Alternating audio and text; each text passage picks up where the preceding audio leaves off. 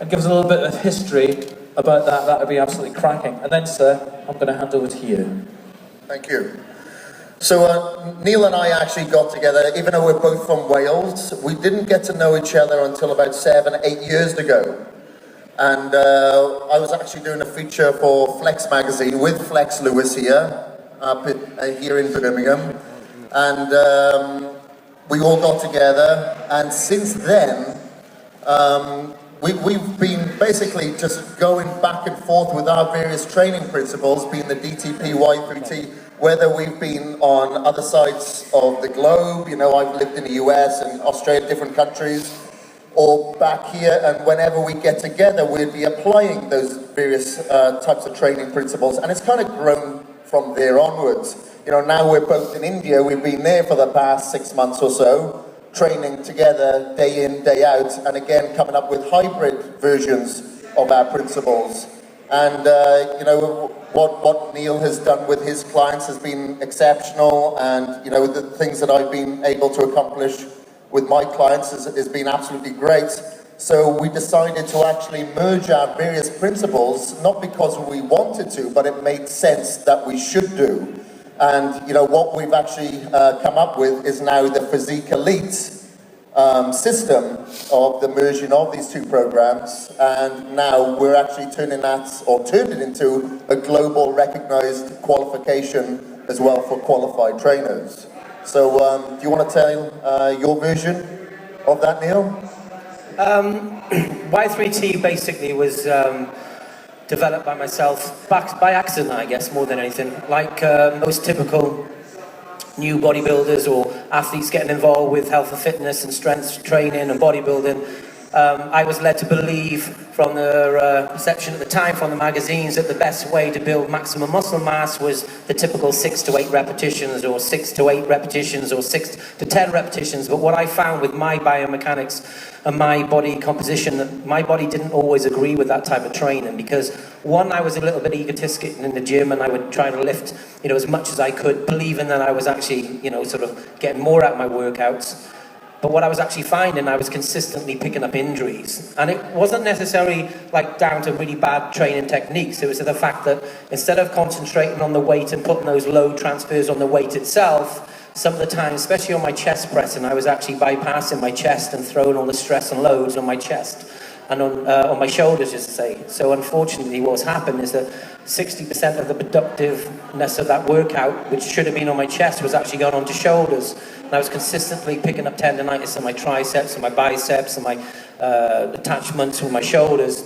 And I was forced in a situation there that when I was having to take time out of training, and that was obviously the opposite to what I was trying to achieve. I was trying to strive forward and keep developing and keep them pushing, you know, muscle fascia stretching, you know, fast twitch or slow twitch fibers being brought into play, but primarily at that time, from my naivety and more so from what the magazines were telling you to do, 6 to 10, 6 to 8 repetitions, I was consistently picking up injuries. So then I was forced into a position to either not train that muscle group at all, or see how I could get some form of workout in one way or another by performing an exercise. So what I found first of all is I started playing around. I spent a lot of time in the gym, an awful lot of time playing around with angles, trying to sort of develop new training techniques and new training exercises, which all of us actually do now. You know, I mean, Flex does new exercise with me, and Kris has learned some from me, I've learned some from him, and I'm sure Rich will be the same. And Rich is probably one of those people that I think we're very fortunate to have here, because he goes back to the era where I would say that bodybuilding at the time, for me, was the best to a certain extent. Physiques in those days, they were different to physiques in these days. They just were, you know, the condition of the athletes and everything as a whole. But I'm sure that he possibly, you know, Rich will probably pick up on, I'm sure at some point, that he possibly picked up injuries along the time from, you know, training. But also Rich was also known as a hardcore trainer. He's very much known to be, you know, the guy that you didn't want to train with, because you would never out-intensify Rich Gaspari. It was always going to be the opposite way. And, you know, he probably had more training partners than anything else. But going back onto Y3T, what I found by training lighter and using a variety of different extra rep ranges, I found that I was able to be in a rehab phase of my injuries, but at the same time I could still stimulate muscle growth and repair. And what I found over a period of time is by me altering my training techniques from week 1 to 2 to 3 with the rep ranges and different exercises, not only did I not have any injuries, I was consistently injury free then for about 8 or 10 years. I was building more muscle mass. My body fat percentage was dropping dramatically even in the off season because obviously I was more aerobic when I was training. We've had like we've looked at our actually own hormone balances from our trainer, and what we've actually found is that our own production of IGF and testosterone is actually increased with that type of training. Our body fat percentage has dropped.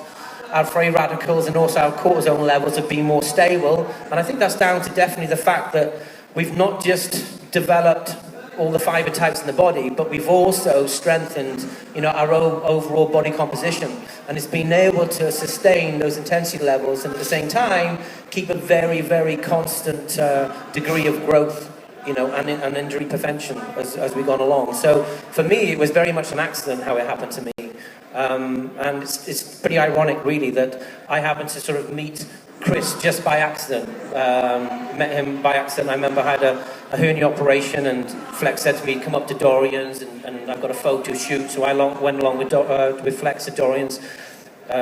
Kris picked us up and we kind of met, and then it just kind of emphasised and went from there, basically. But with this global qualification that Kris and myself have brought out, what we felt in the marketplace, there was a huge, massive gap within the marketplace for personal trainers, because I've seen some really great personal trainers, and I've seen some adequate personal trainers, and I've seen some poor personal trainers.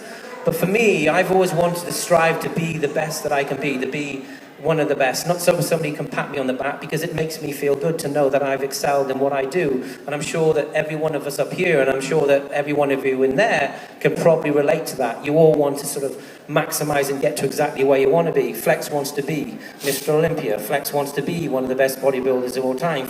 Rich Gaspari wanted to be one of the best bodybuilders of all time, and he's one of the most iconic legends in the sport. He's got to where he wanted to get to. However, now he's putting his drive into a supplement company. He wants to be the best company in the world, and the same as that, Kris, he's striving to be the best in the world in what he does. And Kris is very lucky because he's a very diverse individual, not just as a writer or a trainer.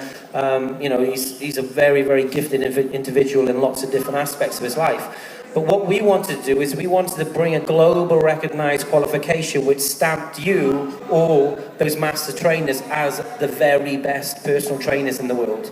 So there was no higher accolade that you could actually, achieve or want to achieve. So that's what we've actually do. We've merged our two training principles, and this is something which has happened overnight. This has taken us years and years for us to develop. But I'll hand over to Flex a little bit now. He can talk a little bit about himself. Fire away, mate. First things foremost, thanks guys for coming here to the seminar. I don't know, should I keep the theme on training?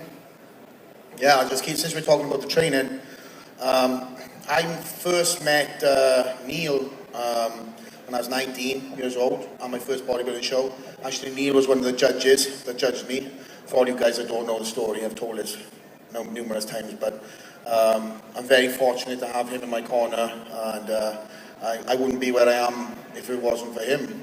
We're a very great partnership. Like I said, I've done everything with him, all the way through the amateur ranks, all the way to where I am now on the Olympia stage. So in terms of my training, when I was 19, of course, I was doing my own thing, or following, like Neil said, what I thought was correct. And then when myself and Neil started working together, he first done my diet and then realised my training was not on par. Now, I came from a powerlifter's background, powerlifter's gym, so of course if I wasn't lifting heavy or lifting a certain amount of weight or powerlifting techniques, then I wasn't doing something right. So after I actually moved away from this particular gym and just got into a gym that was more equipped for bodybuilding per se, and there's a lot of bodybuilders up in that gym as well for motivation.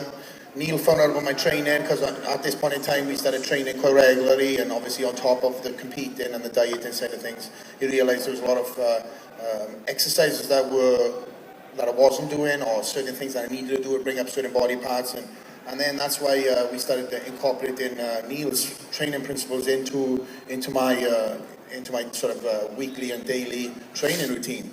So in terms of Y3T, I've been doing it pretty much since I was 20. And of course, over the years, it's been developed more and more, and it's pretty much suited to my physique. You know, what I do is, it's different. You know, there's no cookie cutter diet or no cookie cutter training philosophy per se with what I'm doing, because obviously with me being on the road, traveling, I've been on the road for the last 6 weeks.